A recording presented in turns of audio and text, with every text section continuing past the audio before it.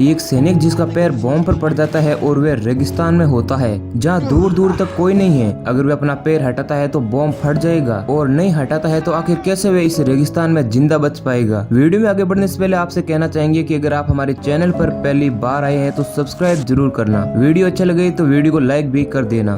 Movie की शुरुआत में हमें रेगिस्तान के अंदर दो सोल्जर को दिखाया जाता है जो अपना मिशन कंप्लीट करने आए हैं। इन दोनों सोल्जर का नाम माइक और टॉमी होता है जिनका मिशन हथियारों की सप्लाई करने वाले मास्टरमाइंड को मारना था। ये दोनों सोल्जर घात लगाए बैठे थे और वहाँ उसके आने का इंतजार कर रहे थे। थोड़ी देर बाद वहाँ कुछ गाड़ियाँ आती है जिनमें से वे हथियारों को मास्टरमाइंड भी निकलता है। माइक उस पर निशाना लगाता है लेकिन बीच में कोई दूसरा आदमी आ जाता है, इसलिए माइक उसके हटने का इंतजार कर रहा था। लेकिन इसी बीच में उनका एक आदमी माइक की गन की शेडो को देख लेता है और उन्हें पता चल जाता है कि कोई दूर से उन पर नजर रख रहा है। जिसके बाद वे लोग माइक और टॉमी पर फायरिंग करना शुरू कर देते हैं और मौका पाकर वे आतंकवादी भी वहां से भाग जाता है। अब दोनों सोल्जर भागते हुए एक चट्टान के पीछे आकर छुप जाते हैं क्योंकि वे दोनों सोल्जर उतने लोगों का सामना नहीं कर सकते थे और वे दोनों जानते थे कि अगर वे ज्यादा देर तक वे लोग वहां रहे तो वे आतंकवादियों से घिर जाएंगे। अब माइक और टॉमी चट्टान के पीछे शरण लेते हैं लेकिन किस्मत उन सोल्जर का साथ देती है क्योंकि समय रहते रेगिस्तान में रेतीला तूफान आ गया था जिसे देखकर वे सारे आतंकवादी वहां से भाग जाते हैं और उस तूफान का फायदा उठाकर माइक और टॉमी भी वहां से निकल जाते हैं। लेकिन वे लोग इस रेतीले तूफान के अंदर फंस चुके थे क्योंकि वे हथियारबंद लोग तो गाड़ियां लेकर वहां से भाग जाते हैं। लेकिन माइक और टॉमी उस रेतीले तूफान के अंदर फंस चुके थे। वे लोग आर्मी से मदद मांगते हैं लेकिन अब उनकी मदद कोई नहीं कर सकता था क्योंकि वहां पर रेतीले तूफान आ रहे थे, इसलिए वे दोनों जल्द से जल्द सुरक्षित जगह पर पहुंचने की कोशिश करते हैं। काफी देर चलने के बाद हम देखते हैं कि माइक के सामने एक उड़ता हुआ बोर्ड आता है जिस पर लिखा हुआ था डेंजर, यानी उस आगे के रास्ते पर खतरा है। जिसके बाद माइक टॉमी से कहता है कि यहाँ पर पहले युद्ध के समय की माइंस बिछी हुई है, इसलिए आगे जाना बिल्कुल भी सुरक्षित नहीं है। लेकिन टॉमी नहीं मानता है। वह कहता है कि पास ही में गाँव है, वहाँ जाकर हम अपनी जान बचा सकते हैं, नहीं तो हम इस रेगिस्तान में भूखे प्यासे ऐसे ही मर जाएंगे। अब माइक के पास भी कोई दूसरा रास्ता नहीं था तो वह भी आगे बढ़ता है। अब टॉमी माइक से आगे चलता है लेकिन तभी अचानक टॉमी का पैर माइन पर पड़ जाता है जिसके बाद एक जबरदस्त ब्लास्ट होता है और उस ब्लास्ट में टॉमी के दोनों पैर उड़ जाते हैं। अब माइक उसकी मदद के लिए आगे बढ़ता है लेकिन अचानक माइक का पैर भी एक माइन पर पड़ जाता है। लेकिन समय रहते माइक को इस बात का पता चल जाता है, इसलिए वे अपना पैर उस माइन से नहीं हटाता है। इधर टॉमी दर्द के मारे चिल्ला रहा होता है। वह सबसे पहले पेन किलर लेता है। अब माइक टॉमी से कहता है कि तुम रेडियो से आर्मी से मदद मांगो, लेकिन टॉमी को इतना दर्द हो रहा था कि वह अपने आप को संभाल ही नहीं पा रहा था। अब कोशिश करने के बावजूद भी उसका संपर्क यूएस आर्मी से नहीं हो पाता है। अब माइक से भी रहा नहीं जाता है, वह टॉमी की मदद के लिए आगे आना चाहता है। ये देख टॉमी अपने आप को गोली मार लेता है क्योंकि वह नहीं चाहता कि उसकी वजह से उसके दोस्त की भी जान जाए। मरने से पहले माइक से वह एक बात कहता है कि तुम्हें किसी भी हालत में जिंदा रहना होगा। ये देख माइक बहुत ही जोर से चिल्लाता है और रोने लगता है क्योंकि वह चाहकर भी अपने दोस्त की मदद नहीं कर सका। फिर वह कैसे भी करके अपने आप को संभालता है और अपने आप को बचाने का प्लान सोचता है। फिर माइक कुल्हाड़ी की मदद से टॉमी के पास पड़े बैग को अपनी तरफ खींचता है, फिर से रेडियो निकालता है। लेकिन माइक देखता है कि रेडियो की बैटरी खत्म हो चुकी थी और उसकी दूसरी बैटरी टॉमी के पॉकेट में थी जो उससे काफी दूर था। जिसके बाद माइक सोलर सिस्टम से रेडियो की बैटरी चार्ज करता है और जिसके बाद वह अपनी टीम से कांटेक्ट कर लेता है और उनको अपनी पूरी सिचुएशन बताता है। और साथ ही माइक कहता है कि उनका मिशन फेल हो चुका है और वे बहुत ही बड़ी मुसीबत में हैं। लेकिन टीम की तरफ से जवाब आता है कि वे लोग माइक के लिए कोई भी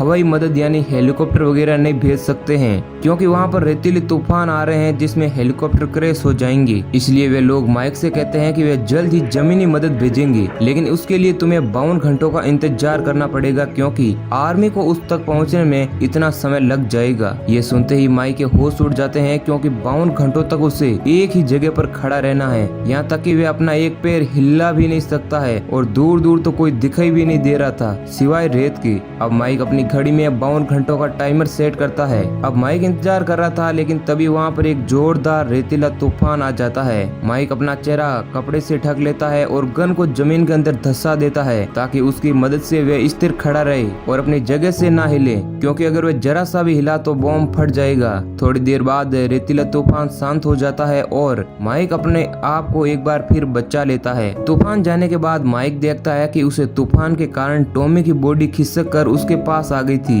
जिसके बाद माइक उसकी पॉकेट से रेडियो की बैटरी निकालता है, लेकिन अब माइक देखता है कि उस तूफान के कारण उस रेडियो का बैग खिसक उससे दूर चला गया था, यानी मुसीबत खत्म होने का नाम ही नहीं ले रही थी। अब माइक का पानी भी खत्म हो चुका था और वह धीरे धीरे हार मानने लगा था, क्योंकि उसकी हिम्मत जवाब दे रही थी। वह जोर जोर से मदद के लिए चिल्लाता है, लेकिन उसकी आवाज सुनने वाला कोई नहीं था। अब थक हार कर माइक अपने आप को मारने का प्लान बनाता है। माइक अपने सर पर गन रख लेता है और अपने आप को शूट करने वाला होता है, तभी उसे सामने से आता हुआ एक आदमी दिखाई देता है जो सीधा न चलकर टेढ़ा मेढ़ा चल रहा था। वह आदमी पास ही के गांव का था। माइक उससे मदद मांगता है, लेकिन वह आदमी माइक को कहता है कि तुम यहाँ पर क्यों खड़े हो, आराम से आगे बढ़ सकते हो। तब माइक कहता है कि अगर वह आगे बढ़ा तो वह भी अपने दोस्त की तरह मारा जाएगा। अब माइक उसे अपनी पानी की बोतल भी देता है और कहता है कि ये खाली है, और उससे कहता है कि वह दूर पड़ा रेडियो उस तक पहुँचा दो। लेकिन वह आदमी बिल्कुल भी उसकी बात नहीं मानता है। वह माइक से एक ही बात कहता है कि वह आराम से आगे बढ़ सकता है, और यह कहकर वह वहाँ से चला जाता है। अब माइक कई घंटों तक एक ही पोजीशन में खड़ा रहता है। कई घंटे और बीत जाने के बाद एक छोटी सी लड़की उसकी तरफ आती हुई दिखाई देती है, और वह भी टेढ़ी मेढ़ी चलकर उसकी तरफ आ रही थी, और माइक के पास आकर उसे अपनी पानी की बोतल देती है। पानी पीकर माइक की जान में जान आती है। माइक उसको पानी देने के लिए शुक्रिया कहता है और उससे वह दूर पड़ा रेडियो लाने के लिए कहता है, लेकिन वह लड़की उसकी बात नहीं मानती है और वह वहाँ से भाग जाती है। अब माइक अपनी घड़ी को देखता है, जिसे हमें पता चलता है कि माइक तक मदद पहुँचने में अभी भी 36 घंटे और बचे हैं। अब धीरे धीरे शाम हो जाती है और माइक घुटने के बल पर नीचे बैठ जाता है, और वह अपने कानों में ईयरफोन डालकर वह फोन में अपनी वाइफ की फोटो और वीडियोज देखना शुरू करता है। वह एक वीडियो प्ले करता है जिसमें उसकी वाइफ कह रही थी कि वह उसका इंतजार कर रही है, वह जल्दी से अपना मिशन खत्म करके घर पर आ जाए। ये सब कुछ देख माइक बहुत ही ज्यादा इमोशनल हो जाता है। अब माइक को नींद आने लगती है तो वह आग जलाता है ताकि उसे नींद न आए, क्योंकि थोड़ी सी झपकी उसकी जान ले सकती है। लेकिन थोड़ी देर बाद वह आग बुझ जाती है और माइक को हल्की सी झपकी आ जाती है, लेकिन तभी कुछ जानवरों की आवाज माइक के कानों में पड़ती है, जिससे उसकी नींद उड़ जाती है। माइक देखता है कि कुछ खतरनाक कुत्ते उसकी तरफ बढ़ रहे हैं। अंधेरा बहुत ही ज्यादा था, इसलिए माइक को कुछ भी दिखाई नहीं दे रहा था, इसलिए वह टॉर्च जलाकर एक कुत्ते पर निशाना लगाता है और उसे मार गिराता है। वह कुत्ता जाकर सीधा एक माइन पर गिरता है, जिसके बाद एक बड़ा ब्लास्ट होता है, जिसे देखकर बाकी के कुत्ते वहाँ से भाग जाते हैं। अब अगले सवेरे हम देखते हैं कि वह गांव वाला आदमी फिर माइक के पास आता है, और वह माइक को अभी भी जिंदा देखकर हैरान था। वह आदमी माइक से उसका नाम पूछता है और उस पर हंसता है। वह कहता है कि तुमने अभी तक एक भी कदम आगे नहीं बढ़ाया। साथ ही वह कहता है कि मेरा मानना है कि तुम्हें अपना कदम आगे बढ़ा लेना चाहिए। वह आदमी माइक का मजाक उड़ाता है, लेकिन माइक को पता था कि अगर उसने अपना पैर आगे बढ़ाया तो बॉम्ब फट जाएगा। माइक उस आदमी से कहता है कि तुम्हें पता है कि इस रेगिस्तान में कहाँ कहाँ बॉम्ब बिछाए हैं, इसलिए तुम संभल कर अपना पैर रख रहे हो और टेढ़ी मेढ़े चल रहे हो। जवाब में वह आदमी कहता है कि उसे नहीं पता कि माइंस यानी बॉम्ब कहाँ पर है। दरअसल वह टेढ़ा मेढ़ा इसलिए चल रहा है क्योंकि अगर वह सीधा चला तो कभी न कभी उसका पैर किसी भी माइन पर पड़ सकता है, और अगर वह टेढ़ा मेढ़ा चलता है तो उसके बचने के चांस ज्यादा है। अब माइक एक बार फिर उस आदमी से दूर पड़ा रेडियो मांगता है, और इस बार वह आदमी उसे रेडियो लाकर दे देता है और उससे कहता है कि तुम्हें अपना कदम आगे बढ़ा लेना चाहिए, और यह कहकर वह वहाँ से चला जाता है। अब कमजोरी और थकावट के कारण माइक को दिमाग के भ्रम होने लगते हैं। उसे अभी टॉमी उसके सामने ही दिखाई देता है तो कभी कुछ और। अब एक बार फिर रात हो जाती है और माइक अभी भी जैसे के तैसे वहाँ पर खड़ा था।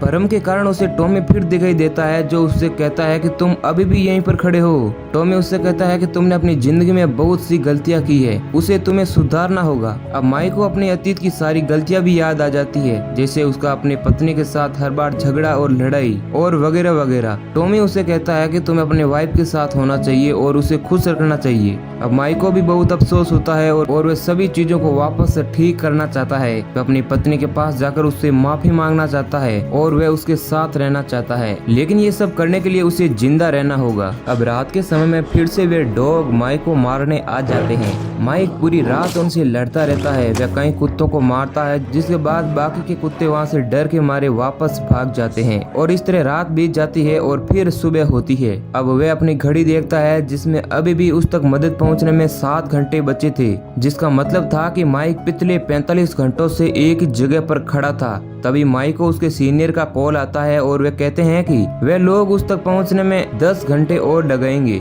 क्योंकि वे काफी लेट हो चुके थे। मतलब साफ था कि माइक को 7 घंटे के बजाय अब 17 घंटे और इंतजार करना पड़ेगा। वे लोग माइक से कहते हैं कि तुम ये कर सकते हो, लेकिन माइक कहता है कि अब वे और ज्यादा देर तक नहीं टिक सकता है। तभी सीनियर फोन पर माइक को उसकी पत्नी से बात करवाता है। अपनी पत्नी की आवाज सुनकर माइक काफी इमोशनल होता है और उससे माफी मांगता है और जल्द ही उससे मिलने का वादा करता है। अब हम माइक को देखते हैं जो थक हार कर नीचे गिरने वाला होता है, लेकिन तभी वह गाँव वाला आदमी वहाँ पर आ जाता है और उसे नीचे गिरने से बचा लेता है। वह गांव वाला आदमी माइक को बताता है कि उसने अपना एक पैर गंवा दिया है, क्योंकि एक बार उसका पैर एक माइन पर पड़ गया था और वह फट गई थी, जिसके बाद उसका पैर पूरी तरह कट गया और अब उसका पैर एक लकड़ी का है। लेकिन उसने कभी भी हिम्मत नहीं हारी है, इसलिए तुम्हें भी हिम्मत नहीं हारनी है। साथ ही वह आदमी कहता है कि वे लोग रेगिस्तान से माइन को निकाल लेते हैं और उन्हें बेच देते हैं और माइन की जगह पर खाली टिन के डिब्बों को रख देते हैं ताकि किसी को भी पता न चले कि यहाँ से माइन निकाली गई है। ये कहते हुए वह आदमी वहाँ से चला जाता है। माइक उसे रुकने को कहता है, लेकिन वह आदमी वहाँ से चला जाता है। अब माइक को बहुत ही ज्यादा चक्कर आने लगे थे और उसके दिमाग का भ्रम भी बढ़ गया था। उसे बचपन की यादें आने लगी और वह अपनी पत्नी को लेकर सोच रहा था। तभी भ्रम में टॉमी उसे कहता है कि आर्मी तुम्हारी मदद के लिए आ गई है, तुम्हें जल्दी से उठ जाना चाहिए। इसी बीच माइक का भ्रम टूट जाता है और वह रियलिटी में वापस आ जाता है और वह अतीत में हुए हादसों को याद करता है और उन सभी लोगों को मारने की कोशिश करता है। यहाँ तक कि अब उसके फादर भी उसके सामने आ गए थे और माइक उन्हें भी मारने की कोशिश करता है, लेकिन उसके पिता उसे गले लगा लेते हैं। तब माइक को एहसास होता है कि जिन लोगों से वह ज्यादा दूर रहता था, दरअसल वही लोग उसे सबसे ज्यादा प्यार करते हैं। अब माइक को ढूंढते हुए उसके साथी रेगिस्तान में आ गए थे, लेकिन वे लोग माइक को नहीं ढूंढ पा रहे थे और वे माइक के करीब आकर वापस जा रहे थे। अब ये सब कुछ देखकर माइक बहुत ही चिल्लाता है। माइक अपने से दूर पड़ी फ्लेयर गन को देखता है जो उसकी पहुंच से दूर है, लेकिन माइक डिसाइड करता है कि वह बॉम्ब से पैर हटाएगा ताकि वह फ्लेयर गन तक पहुंचकर उसे चलाकर अपने साथियों को अपनी लोकेशन बता सके, जिस कारण कम से कम उसकी जान तो बच जाएगी। और माइक जैसे ही माइन से पैर हटाकर आगे बढ़ता है तो वह देखता है कि माइन बिल्कुल भी नहीं फटी, क्योंकि दरअसल वहाँ पर माइन थी ही नहीं, क्योंकि उसे वहाँ से किसी ने निकाल लिया और उसकी जगह टीन का डिब्बा रख दिया।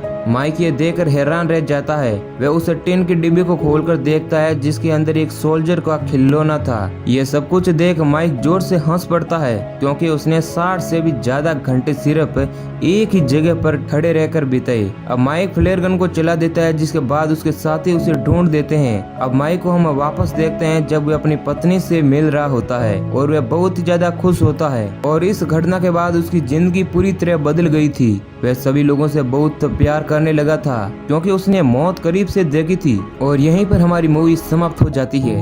तो दोस्तों, कैसी लगी है आपको अमेजिंग सर्वाइवल स्टोरी? हमें कमेंट करके जरूर बताना। वीडियो अंत तक देखने के लिए धन्यवाद।